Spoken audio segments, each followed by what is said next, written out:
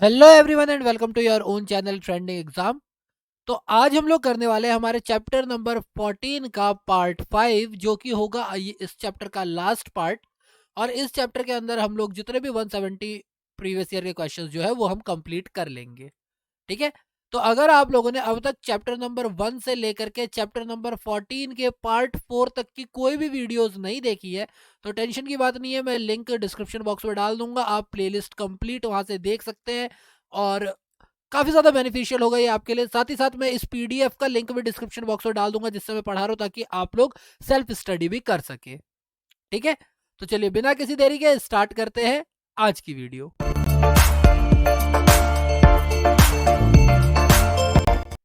हमारा पहला क्वेश्चन है क्वेश्चन नंबर 131। ब्रिक्स देशों द्वारा कौन सा बैंक चीन में स्थापित किया गया है? ब्रिक्स देशों द्वारा कौन सा बैंक चीन में स्थापित किया गया है? New industrial development bank, new agricultural development bank, new development bank या फिर न्यू कॉमर्शियल बैंक। तो अगर आप लोगों ने पार्ट 4 देखा है तो उसके अंदर हमने डिस्कस किया था एनडीबी न्यू डेवलपमेंट बैंक जो है इसकी स्थापना की गई है चीन के अंदर। ठीक है, ब्रिक्स देशों के द्वारा। Question number 132। निम्नलिखित कथनों पर विचार कीजिए। करते हैं। न्यू डेवलपमेंट बैंक की स्थापना एपेक द्वारा की गई है, तो ये तो वैसे ही गलत हो गया है ना। एपेक द्वारा की गई है न्यू डेवलपमेंट बैंक की स्थापना। क्लियर। और साथ ही साथ दिया गया न्यू डेवलपमेंट बैंक का मुख्यालय शंघाई में है। तो इसका जो सही आंसर होगा शंघाई में, केवल दो ही सही होगा, क्योंकि एपेक नहीं है बल्कि ब्रिक्स है, BRICS। ब्रिक्स देश है जिनके द्वारा क्या किया गया है, न्यू डेवलपमेंट बैंक की स्थापना की गई है। तो पहला वाला गलत है, सेकंड वाला सही है, तो यानी बी हमारा सही आंसर होगा। Question number 133। सन 2001 में ब्रिक शब्द को किसने गढ़ा था? यानी ये जो ब्रिक वर्ड दिया था ये किसने दिया था? जिम ओ नील ने, बराक ओबामा ने, जॉन कैनेडी ने या फिर व्लादिमीर पुतिन ने? तो व्लादिमीर पुतिन और बराक ओबामा तो ऐसे ही नहीं होंगे, इसमें थे जिम ओ नील, इन्होंने ब्रिक वर्ड को दिया था। विश्व की बड़ी उदयमान बाजार अर्थव्यवस्थाओं ब्राजील, रूस, भारत और चीन के समूह को ब्रिक कहते हैं। इस शब्द का प्रतिपादन वर्ष 2001 में गोल्डमैन सेस के अर्थशास्त्री जिम ओ नील ने किया था। इस समूह का प्रथम सम्मेलन 16 जून 2009 को यकातरिनबर्ग रूस में हुआ था।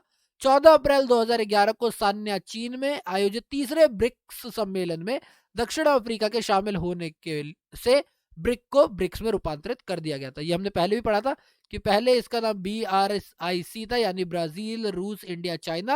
लेकिन जब साउथ अफ्रीका इसमें ऐड हुई तो इसमें ब्रिक्स हो गया था। और साउथ अफ्रीका के ऐड होने से पहले दो हमारे हो चुके थे, तीसरा जब सम्मेलन हुआ तब ब्रिक्स जो है वो ऐड हुआ था, उसके अंदर ऐसा आ गया था। Question number 134। ब्रिक संघ किस वर्ष में ब्रिक्स में परिवर्तित हुआ? ठीक है। तो यहां पर हमें लिखा हुआ है 2011। इनमें से कोई सा भी ऑप्शन 2011 का नहीं है, इसीलिए कोई सा भी करेक्ट नहीं होगा। 14 अप्रैल बैसाखी का टाइम है ना, 2011 को ब्रिक जो है BRIC वो ब्रिक्स में चेंज हो गया था। ठीक है।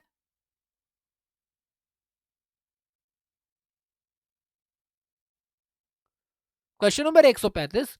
ब्रिक्स शब्द की रचना करने वाले ब्रिटेन के विद्वान जिम ओ'नील निम्न में से किस विषय से संबंधित थे? तो हमने जस्ट ऊपर पढ़ा था कि वो अर्थशास्त्र से संबंधित थे, तो अर्थशास्त्री हमारा डायरेक्ट आंसर हो जाएगा। ठीक है।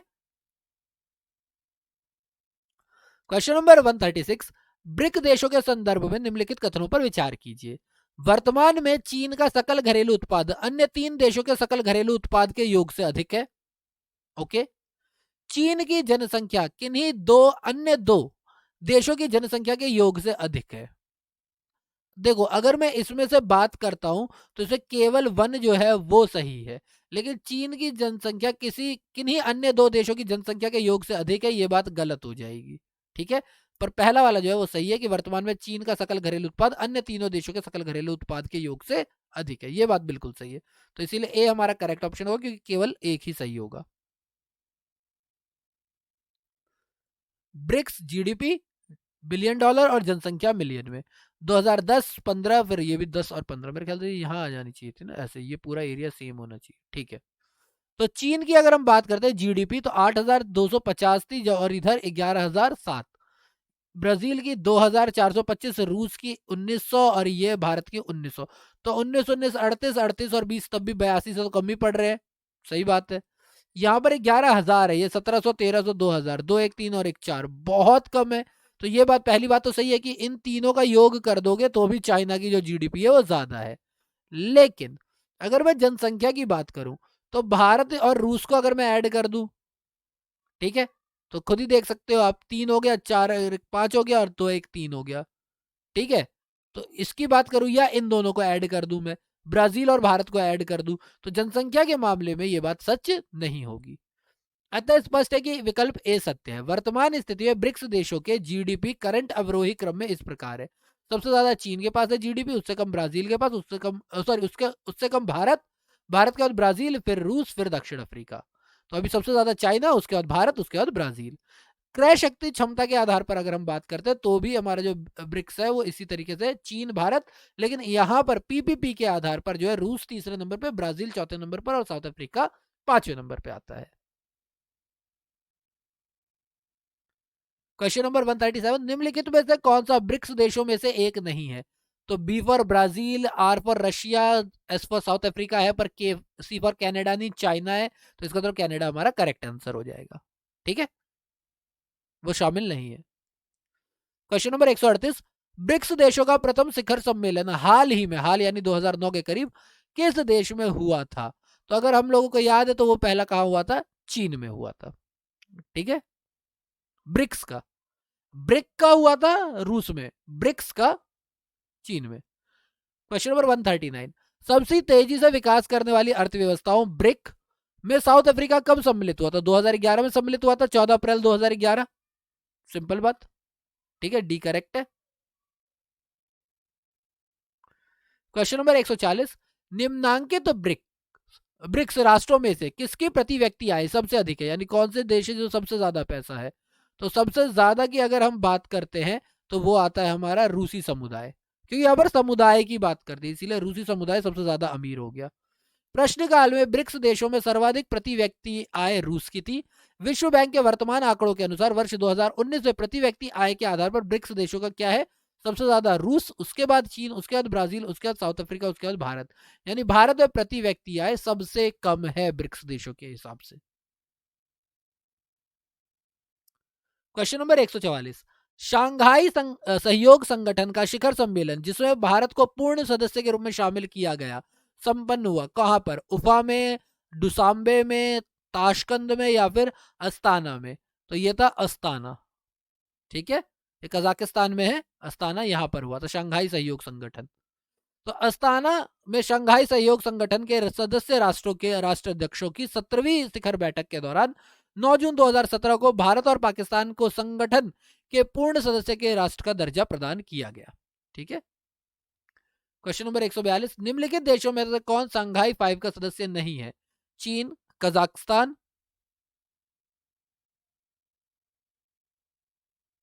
रूस या वियतनाम? तो वियतनाम जो है वो शंघाई 5 का नहीं है।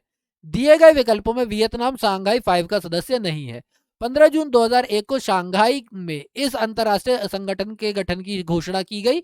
इस संगठन के चार्टर पर हस्ताक्षर जून 2002 के सेंट पीटरबर्ग में किया गया, जो 19 सितंबर 2003 से प्रभावी हुआ। वर्तमान में सीएसओ के सदस्य देश कौन कौन से? चीन, रूस, भारत, पाकिस्तान और कजाकिस्तान, किर्गिस्तान, ताजिकिस्तान और उज्बेकिस्तान। तो ये एससीओ के हमारे 5 हैं।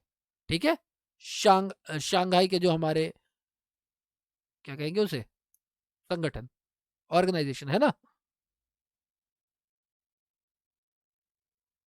क्वेश्चन नंबर 143, निम्नलिखित देशों में से कौन एस सी ओ शांघाई कोऑपरेटिव ऑर्गेनाइजेशन का सदस्य नहीं है? ऑर्गेनाइजेशन का सदस्य नहीं है। चीन, भारत, रूस या फिर उज्बेकिस्तान? तो अगर मैं इन चारों में से बात करता हूं तो भारत 2010 के करीब नहीं था इसका सदस्य। ठीक है, प्रश्नकाल में शंघाई सहयोग संगठन के सदस्य चीन, रूस, तजाकिस्तान, कजाकिस्तान, किर्गिस्तान और उज्बेकिस्तान थे। प्रश्नकाल में भारत इस संगठन का एक प्रेक्षक राष्ट्र था। परंतु वर्तमान में भारत और पाकिस्तान दोनों 2017 से इसके पूर्ण सदस्य बन चुके हैं। क्वेश्चन नंबर 144, क्षेत्रीय समूह को इंगित कीजिए जिसमें भारत का एक पूर्ण सदस्य रूप में संबंध नहीं है। बेसिक, G4, ब्रिक्स या शंघाई सहयोग संगठन। क्योंकि ये क्वेश्चन 2013 का है तो उस हिसाब से शंघाई सहयोग संगठन में भारत एक पूर्ण सदस्य नहीं था, लेकिन 2017 से भारत एक पूर्ण संगठन बन चुका है, पूर्ण सदस्य बन चुका है उसका भी, शंघाई SCO। क्वेश्चन नंबर 145, निम्नलिखित में से कौन खाड़ी सहयोग परिषद गल्फ कॉरपोरेशन काउंसिल का सदस्य नहीं है? ईरान, सऊदी अरब, ओमान या कुवैत? तो गल्फ कॉरपोरेशन काउंसिल का सदस्य ईरान नहीं है। ठीक है, 2016 का क्वेश्चन है।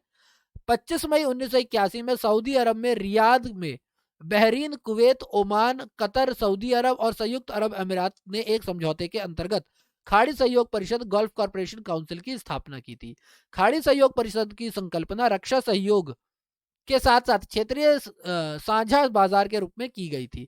इस परिषद के निम्नलिखित उद्देश्य थे। पहला, सदस्य राष्ट्रों में एकता के लिए समन्वय, एकीकरण एवं घनिष्ठ संबंध स्थापित करना। सेकंड, सदस्य देशों के बीच संबंध और सहयोग के सभी पहलुओं को मजबूत बनाना। आर्थिक और वित्तीय मामलों में वाणिज्य सीमा शुल्क और परिवहन मामलों में शिक्षा और सांस्कृतिक मामले, सामाजिक एवं स्वास्थ्य मामलों में समान व्यवस्था और नियम अपनाना। उद्योग, खनन, कृषि, जल और पशु संसाधनों से संबंधित विज्ञान और प्रौद्योगिकी में प्रगति को बढ़ावा देना और वैज्ञानिक अनुसंधान केंद्र स्थापित करना और संयुक्त परियोजनाएं शुरू करना। ये सारा इसका पार्ट आता है। क्वेश्चन नंबर 146, निम्नलिखित में से कौन गंगा मेकांग स्वर्ण भूमि सहयोग परियोजना का सदस्य नहीं है? भारत, बांग्लादेश, लाओस या वियतनाम? तो गंगा मेकांग स्वर्ण भूमि में बांग्लादेश एक सदस्य नहीं है। भारत एवं उसके पूर्वी पड़ोसी राष्ट्रों के बीच यातायात, पर्यटन, संस्कृति, शिक्षा और संचार के सहयोग हेतु गंगा मेकांग स्वर्ण भूमि परियोजना 6 राष्ट्र Bharat, Cambodia, Vietnam, Laos, Myanmar और थाईलैंड सम्मिलित है।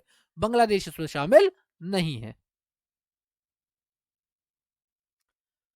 क्वेश्चन नंबर 147, मेकांग गंगा सहयोग में जो 6 देशों की पहल है, निम्नलिखित में से कौन सा या कौन से देश प्रतिभागी नहीं है? मेकांग गंगा सहयोग में बांग्लादेश, कंबोडिया, चीन, म्यांमार, थाईलैंड। तो अगर मैं इसकी बात करता हूं तो कौन कौन से नहीं है? कहते हैं, एक तो बांग्लादेश नहीं है और दूसरा चीन नहीं है। ऊपर हमने अभी जस्ट पढ़ा ही था, देखो कौन कौन से थे। भारत है, कंबोडिया है, वियतनाम है, लाओस है, म्यांमार है, थाईलैंड है।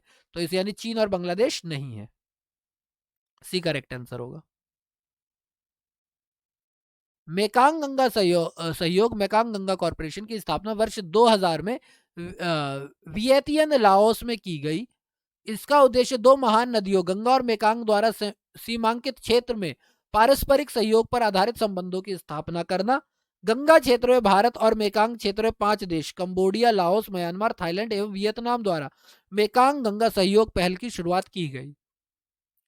प्राथमिक रूप से पारस्परिक सहयोग के 4 क्षेत्र संस्कृति, पर्यटन, शिक्षा और परिवहन एवं संचार की पहचान की गई। ठीक है। क्वेश्चन नंबर 148, वर्ष 2000 में मेकांग गंगा सहयोग कहां शुरू हुआ? ये इंपॉर्टेंट क्वेश्चन, कहां शुरू हुआ?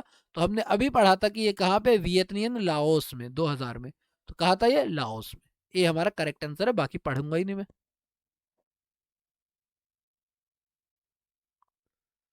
क्वेश्चन नंबर 149, बिम्स्टेक देशों के लिए जलवायु स्मार्ट खेती प्रणाली विषय पर 11 से 13 दिसंबर 2019 को संपन्न हुई 3 दिवसीय अंतरराष्ट्रीय संगोष्ठी के संबंध में निम्नलिखित कथनों पर या कौन सा सही है या कौन से कथन सही है? कौन सा कथन सही है या कौन से कथन सही है? यह काठमांडू, नेपाल में आयोजित की गई? नहीं की गई थी। इसका मुख्य उद्देश्य पारिस्थितिकी दृष्टिकोण में जलवायु परिवर्तन के साथ लचीलेपन के लिए उष्णकटिबंधीय छोटे जोत धारक कृषि प्रणाली में सुधार करने हेतु अनुभवों को साझा करना था। तो ये बात बिल्कुल सही है, यानी केवल 2 जो है वो हमारा करेक्ट आंसर होगा। बिम्स्टेक बहु क्षेत्रीय तकनीक एवं आर्थिक सहयोग के लिए बंगाल की खाड़ी की पहल। देशों के लिए जलवायु स्मार्ट खेती प्रणाली पर 11 से 13 दिसंबर 2019 को अंतर्राष्ट्रीय संगोष्ठी कृषि अनुसंधान एवं शिक्षा विभाग, कृषि एवं किसान कल्याण मंत्रालय, भारत सरकार और भारतीय कृषि अनुसंधान परिषद द्वारा नई दिल्ली में आयोजित की गई। इसका मुख्य उद्देश्य जलवायु परिवर्तन के साथ अधिक लचीलेपन के लिए उष्णकटिबंधीय छोटे जोत धारक कृषि प्रणाली में सुधार करने हेतु अनुभवों को साझा करना है। अतः केवल कथन दो ही सही है। ठीक है। क्वेश्चन नंबर 150, हमें उसमें बोला गया था नेपाल के अंदर, तो नेपाल में नहीं था, ये नई दिल्ली में था। पढ़ाते पढ़ाते ना बच्चों के दिमाग से निकल जाता है, बता क्या रहा था मैं।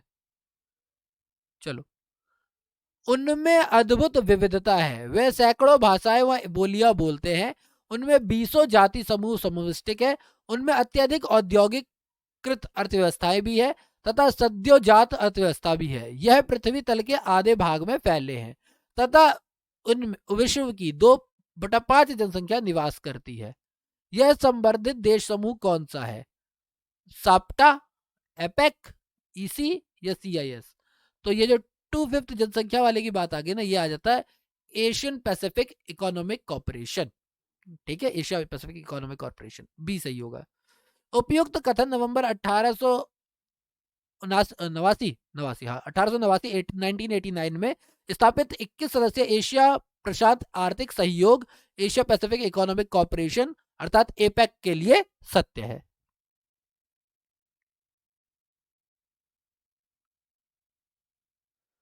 क्वेश्चन नंबर 151, निम्न में से कौन नाफ्टा में शामिल नहीं है? NAFTA north American free trade agreement होता है नाफ्टा का। ग्रेट ब्रिटेन, कनाडा, मैक्सिको, संयुक्त राज्य अमेरिका या इनमें से कोई नहीं है, एक से अधिक। तो ग्रेट ब्रिटेन जो है नाफ्टा के अंदर शामिल नहीं है। NAFTA north American free trade agreement उत्तरी अमेरिका एक त्रिपक्षीय व्यापार गुट ट्राइलेटरल ट्रेड ब्लॉक के सृजन हेतु कनाडा, मैक्सिको और संयुक्त राज्य अमेरिका के मध्य हुआ समझौता है जो 1 जनवरी 1994 को हुआ। तो कनाडा, मैक्सिको और संयुक्त राज्य अमेरिका तो है नाफ्टा के अंदर, ग्रेट ब्रिटेन इसके अंदर नहीं आता है। क्वेश्चन नंबर 152, जिस नवीनतम क्षेत्रीय आर्थिक गुट का निर्माण हुआ है वह है, नवीनतम कौन? आशियान है, लाफ्टा है, एपेक है या फिर नाफ्टा है? तो क्वेश्चन 1994 का है, तो 1994 में नाफ्टा का हुआ था। ठीक है, आपको सबकी डेट्स याद होनी चाहिए। तो डी हो गया। लाफ्टा 1960, आशियान 1967, एपेक 1989 और नाफ्टा 1994। तो इसी वजह से ये सबसे नवीनतम है। उपयुक्त तालिका के हिसाब से सबसे नवीन क्षेत्रीय आर्थिक संगठन कौन सा है? उत्तरी अमेरिका मुक्त व्यापार समझौता, NAFTA, north American free trade agreement. अब नाफ्टा है तो साप्टा भी होगा। साउथ एशियाई वरीयता व्यापार समझौता का गठन किस वर्ष में हुआ था? बहुत इंपॉर्टेंट क्वेश्चन है। तो ये हुआ था 1993 में। साप्टा 1993 में और 94 में नाफ्टा। नाफ्टा 1994 और साप्टा 1993। 11 अप्रैल 1993 को सार्क राष्ट्रों ने ढाका में सार्क देशों के आपसी व्यापार में सीमा शुल्क को कम करने के लिए south Asian preferential trading agreement SAPTA पर हस्ताक्षर किया। साप्टा के पश्चात SAPTA south Asia free trade agreement की पृष्ठभूमि, साप्टा के बाद साफ्टा पृष्ठभूमि तैयार हो गई। 25 अनुच्छेद वाली साफ्टा संधि पर 6 जनवरी 2004 को सहमति हुई और 1 जनवरी 2006 से यह अस्तित्व में आया। बोला हुआ विचार कीजिए, निम्नलिखित समझौतों पर विचार कीजिए। ठीक है, ISLFTA, SAFTA, CECA या SAPTA, साप्टा। तो अगर इन सब में से मैं बात करता हूं कि कालानुक्रम से हिसाब से लिखे, तो सबसे पहले तो साप्टा आया था, साप्टा के बाद ISLFTA आया था, देन उसके बाद साफ्टा आया था और CECA तो ये तो बाद में आया है। ठीक है, तो इस हिसाब से मेरा क्या हो गया, पहले नंबर पे चौथा, उसके बाद दूसरा, उसके बाद तीसरा, उसके बाद चौथा, तो थर्ड लास्ट में आएगा। यही सही लग रहा है।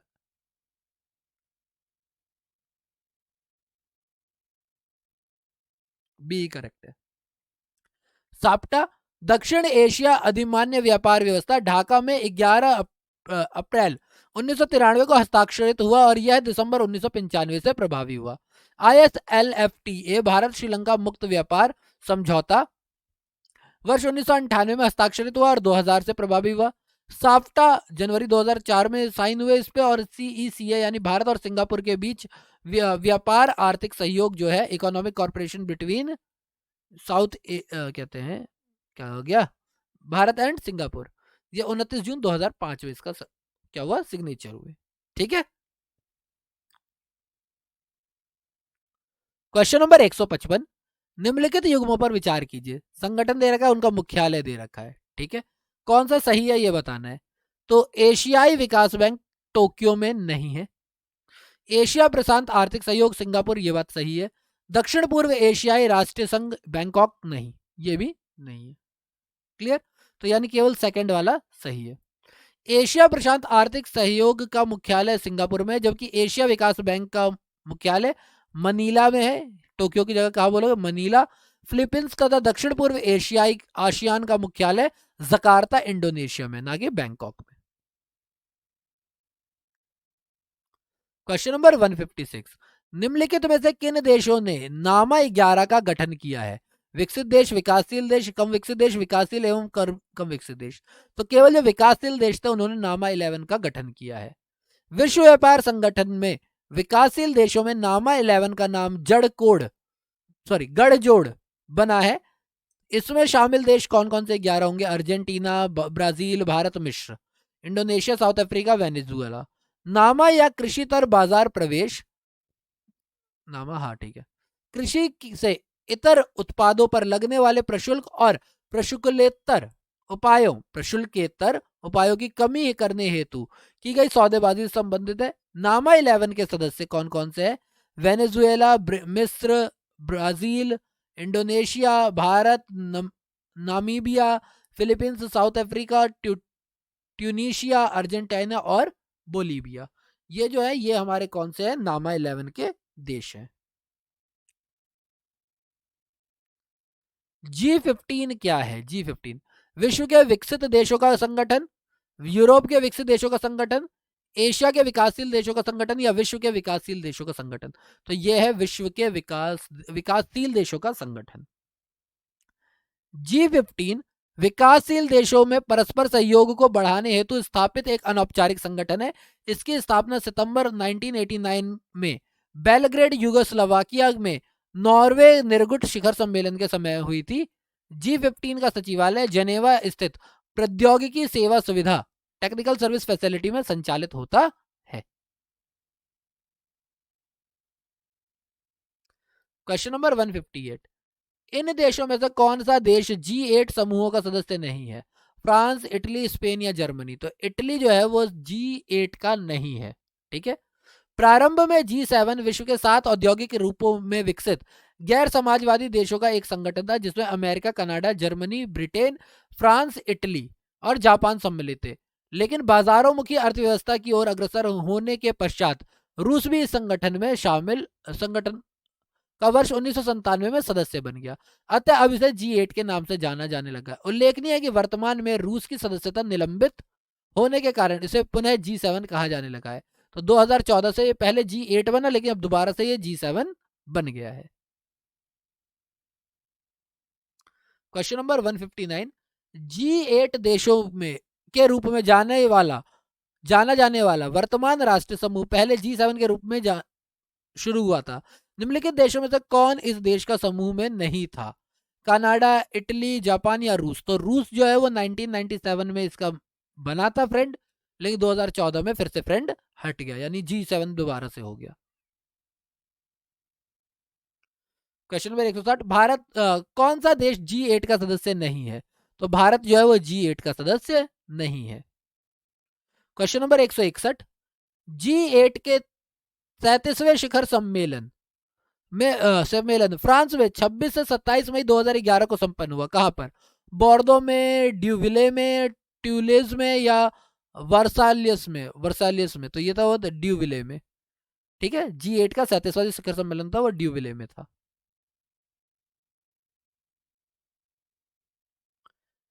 G8 का 37वां शिखर सम्मेलन 26 से 27 मई 2011 के दौरान ड्यूविले फ्रांस में संपन्न हुआ था। G7 रूस की सदस्यता निलंबित हो गई ना 2014 में, का 42वां शिखर सम्मेलन जापान के शीमा में 26 से 27 मई 2016 में को ये संपन्न हुआ। इसका 43वां शिखर सम्मेलन 26 से 27 मई 2017 को इटली में, 44वां 8 से 9 जून 2018 को कनाडा में, 45वां शिखर सम्मेलन अगस्त 2019 को फ्रांस में संपन्न हुआ, जबकि 46वां शिखर सम्मेलन जून 2020 में संयुक्त राज्य अमेरिका में प्रस्तावित था, जो कोविड-19 के कारण स्थगित रहा। 47वां शिखर सम्मेलन जून 2021 में यूके में प्रस्तावित है। आई एम नॉट श्योर ये अभी हुआ है कि नहीं हुआ है। क्वेश्चन नंबर 162, क्षेत्रीय सहयोग के लिए हिंद महासागर रिम संघ, Indian Ocean rim association for regional corporation IORARC के संदर्भ में निम्नलिखित कथनों पर विचार कीजिए। इसकी स्थापना अत्यंत हाल ही में समुद्री डकैती की घटनाओं और तेल अधिप्लाव ऑयल रिपल्स की दुर्घटनाओं के प्रतिक्रिया के रूप में हुई है। नहीं, ये बात गलत है। यह एक ऐसी मैत्री है जो केवल समुद्री सुरक्षा हेतु है। नहीं, ये भी बात गलत है। तो इनमें से कोई सी भी बात सही नहीं है। तो ना तो एक ना तो दो, यानी कि डी हमारा करेक्ट आंसर होगा। 29 से 31 मार्च 1995 के मध्य मॉरिशस सरकार की पहल पर हिंद महासागरीय देशों के बीच आर्थिक सहयोग बढ़ाने के लिए एक बैठक का आयोजन किया गया, जिसमें Australia, Bharat, Kenya, Mauritius, Oman, Singapore और दक्षिण अफ्रीका जैसे कोर ग्रुप राज्य या M7 कहा गया। यह प्रतिनिधि शामिल हुए कि इन 7 देशों के प्रतिनिधि क्या हुए, इस मीटिंग में शामिल हुए। इस बैठक में हिंद महासागर रिम संघ बनाने की सहमति बनी, जो आपसी व्यापार के उदारीकरण और आर्थिक सहयोग को बढ़ाने के उद्देश्य से प्रेरित होगा। 6 से 7 मार्च 1997 को मॉरिशस में संपन्न पहली मंत्री स्तरीय बैठक में हिंद महासागर रिम संघ की औपचारिक शुरुआत की गई। वर्तमान में इस संघ में 23 सदस्य देश हैं। वर्ष 2018 में मालदीव इसका 22वां सदस्य बना और दिसंबर 2020 में फ्रांस इसका 23वां सदस्य बना। यह संघ व्यापार, निवेश और आर्थिक सहयोग के साथ साथ सामुदायिक सहयोग के विकास पर भी बल देता है।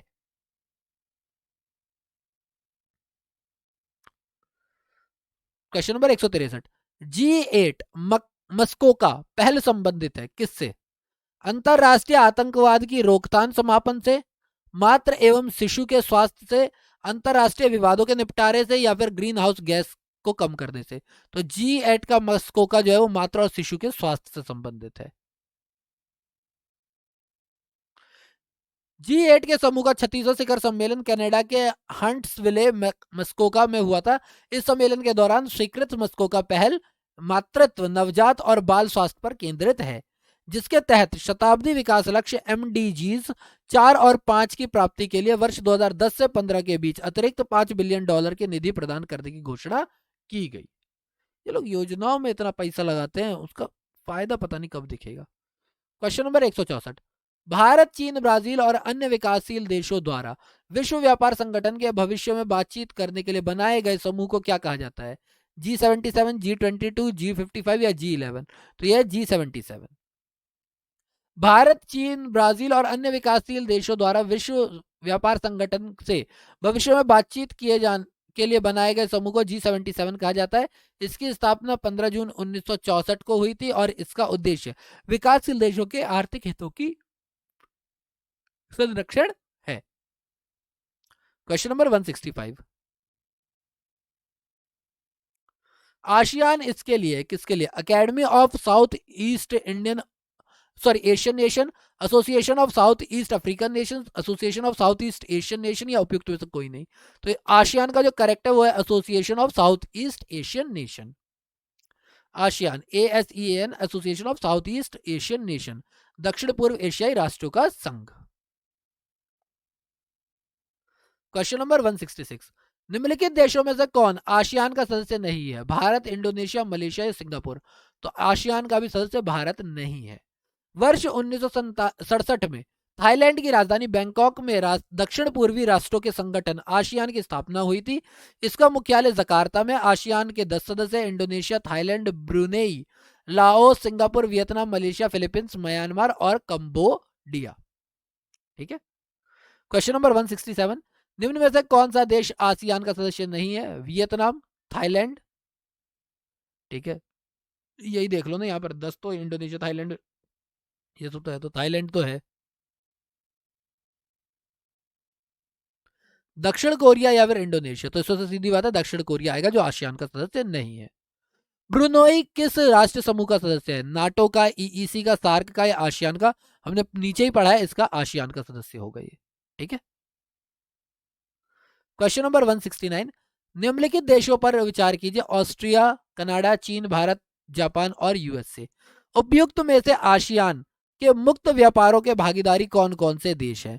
तो आसियान के अंदर ऑस्ट्रेलिया आता है, चीन आता है, भारत भी आता है और साथ ही साथ जापान भी आता है। ये जो देश है ये आते हैं फ्री मुक्त व्यापार के भागीदारों में।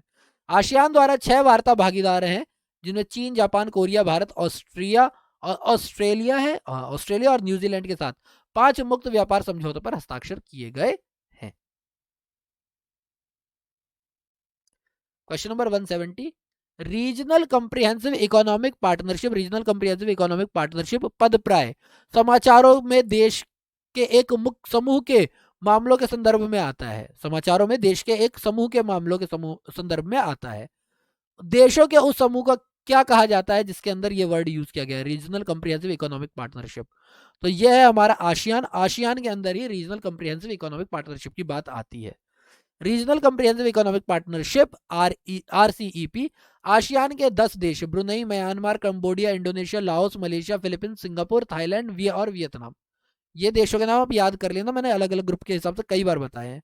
और उन 6 देशों जैसे ऑस्ट्रेलिया, चीन, भारत, जापान, दक्षिण कोरिया और न्यूजीलैंड जिनके साथ आसियान पहले से ही एफटीए है, फ्री ट्रेड एग्रीमेंट है, के मध्य एक प्रस्तावित मुक्त व्यापार समझौता एफटीए आरसीपीई वार्ता को औपचारिक रूप से नवंबर 2012 में कंबोडिया में संपन्न आसियान शिखर सम्मेलन में शुरू किया गया था।